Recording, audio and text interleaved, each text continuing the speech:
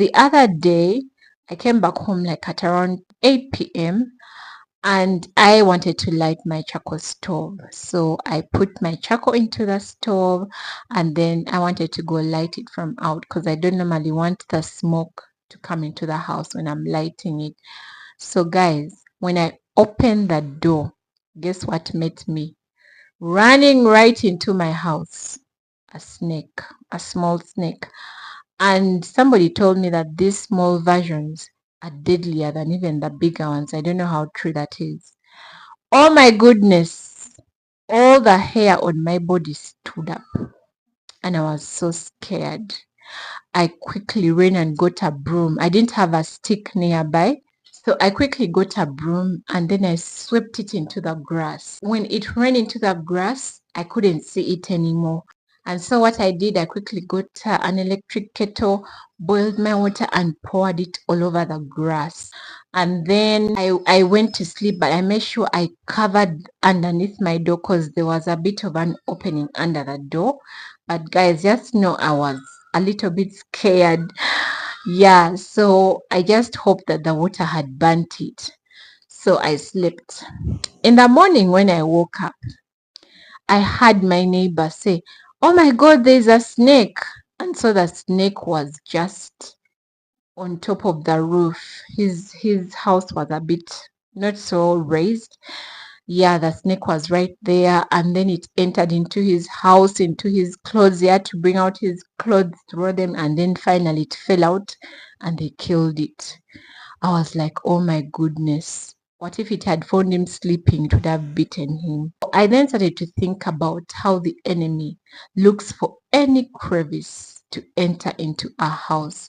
Like he's always looking for ways to get into our bodies, guys. He's always looking for ways, and it's frustrating, I should say.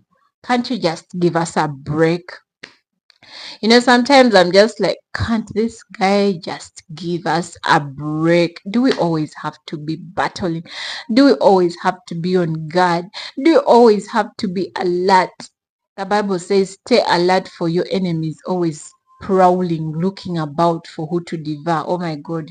For me, sometimes it's just frustrating. But then, of course, it's not by my might or by my power, but by His Spirit. Being in God is really good. But then, of course, we have our part to be alert, to be watchful, and to pray. Yeah, so that just got me thinking. Now, fast forward to I stay in a public place. So people were passing at my backyard.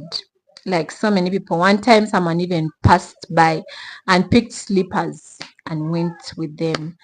I'm like, oh, you can't even just pass by. You have to go pick something and then go with it. Another time, my bucket was out. Somebody picked it. I'm like, so I decided to put a barrier so that I could limit people passing. I put a small, a makeshift gate. It was on a Sunday that I put it. And then Sunday I was home. Then Monday I went to work. When I came back in the evening, guess what sight met me? That makeshift gate had been thrown down. I opened my eyes and I'm like, wow, how cruel can a human being be? Like, they're like, okay, so you decided to close up the area where we pass. We shall show you who we are. And so they threw it down. I was hurt. I actually entered into my house and I sat for a while in disbelief. But somehow at the back of my mind, I kind of thought something like this could happen, but I didn't really expect it to be so quick like this. So yeah, it was thrown down, and then I decided to try put some again makeshift wire strings.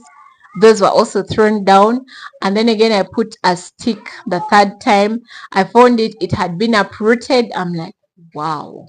That's when I seriously began to pray for God to give me a house of my own, like my own house where I can fence and live in peace without offending any human being. So guys, that's been my prayer of recent. I'm really praying for God to give me a home of my own. So yeah, so all these events just led me to think about how the enemy just when we've opened the door to him. Because before putting that gate, I had left the place open, and there was sort of like a plant hedge, but I had extended it further to increase the pathway, because prior to that the pathway was really small. So I was really like opening the path for people, like, come in everybody. And then now when I decided to put up the barrier, they're like, who do you think you are? Because the previous occupant did that for a reason. She also did that same thing for the same reason that I did it, and people had actually got accustomed to it. And then when I came and extended it and opened it a little bit, people were like, okay, fine, we can pass however we want and pick whatever we want along the way. Yeah, so now when I decided to try to barricade and, have some privacy and control the number of people that pass through the backyard, that's when people felt, who do you think you are? And they felt so entitled and decided to throw it down. So that also now got me to think, I think this is how demons really operate. Like, they are so entitled. They think they have every right to your body. That's why they say in the book of the Gospels that when one leaves, he'll keep on monitoring to see if the house is clean, is vacant. At any slightest chance, they will go and even get 7 stronger ones and show you that we are here to stay. So guys, when all this happened, much as it hurt me, that's exactly what crossed my mind. I'm like, this is exactly how the enemy operates. Once you open a door for him, he will come and sit. And then when you put up a barrier, when you start to submit to God, he will come and see how strong really are you. The moment you let your guard down and you go back to your vomit, hey, he'll break down that barrier and he'll go and get even stronger ones. So what am I trying to say? Having knowledge of all this, it's our honors and it's our responsibility to keep submitting and keep yielding to God every day. Our responsibility, me inclusive. I always want to stress that, because I don't want to sit here and act like I am, telling people what to do. No, it applies to me as well. I need to do that as well. I need to keep submitting to God every single day of my life, because if I turn away from God, there is always a prowling lion that is ready to break through anything just to come and possess. What I love about God is that he's a gentleman. Like, he's a gentleman. He doesn't force his way. Jesus says, I knock at the door, and if you open, I will enter. He's such a gentleman. But this creature called the devil, he's not gentleman. He will just come and force himself on you, and it's so absurd. That's why we need to resist him every day of our lives. When he's busy telling you, for example, I like to give sexual sin really, because it's been something that I've dealt with in the past. When you have said that, no, I'm not walking that road of sexual immorality again, he will come and tell you, you're growing old. Like, for example, me, you need another child. Like, he will, my goodness, he'll really try to force you. Aren't you lonely and all that? But once you have stood your ground and you're saying, I am submitting to God, let us keep submitting to him. Or maybe it's drinking, and your friends, the enemy is using your friends to come and encourage you to take a sip.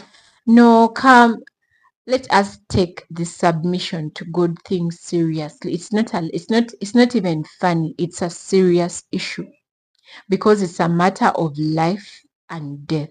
Submitting to God is very important, because it will protect us from all those intrusive, those oppressive, those unwanted intrusions of the enemy. I find it so annoying how someone can just want to intrude in our lives, but it's sad that that's the nature of these unclean spirits. So anyways, that's just it. In light of all that has happened in my house, it gave me the thoughts to share with you that let us keep on submitting, let us keep on yielding, because honestly, submission to God is the safest place to be. If you're a woman and you have a man that's submitted to God, I feel like that's the safest marriage ever. You know, it's not a wealthy man that is safe. Okay, not even a man or a wife or a partner or even a child, just dealing with a human that is submitted to God. I think that's the easiest thing to do, really. Well, of course, still human nature comes in because we are walking the walk. We've not yet got rid of these bodies, but every day as we beat them down, it's the safest place to be.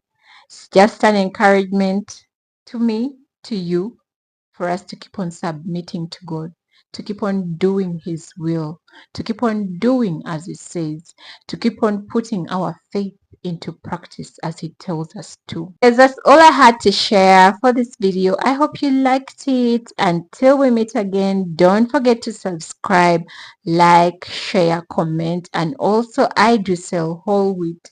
If you want some, do email me on my email below and I'll get back to you. Until we meet again, bye bye.